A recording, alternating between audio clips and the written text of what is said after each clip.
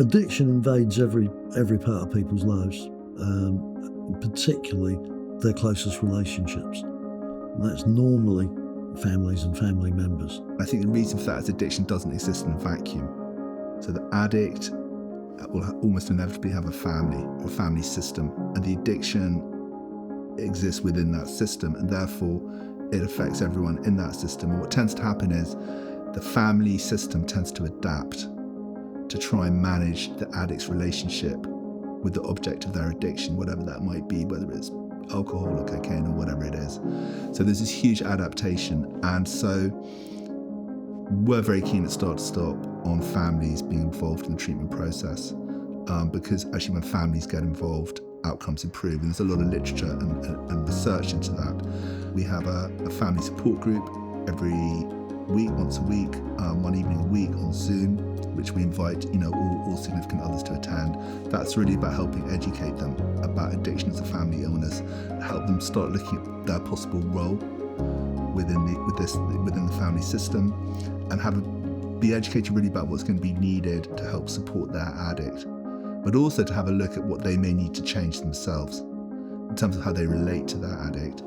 The counselling team will do what are called conjoints. So a conjoint is a sort of archaic term that means a facilitated meeting between client, Start2Stop therapist and family member. And we'll typically do the first one in around week 3 of treatment, and we'll do around one conjoint a month. And those are opportunities. We're not family systems therapists. We're not trying to fix probably many years of dysfunction, let's say.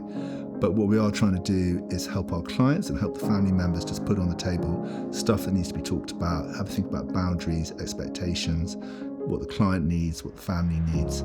And sometimes, clients and their families, it is very complicated and they may need referrals to specialist family therapists, and that's something that we will do.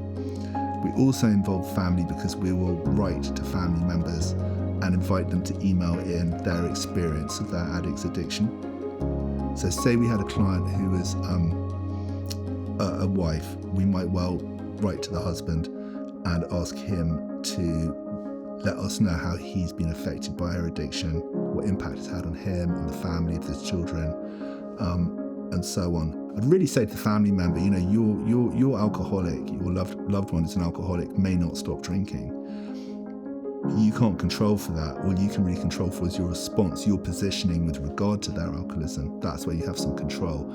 And I'd probably recommend they went and worked with a good therapist who specialises in helping the family members of addicts and alcoholics, just to get some support, because they're probably feeling lonely and angry and not really knowing what to do.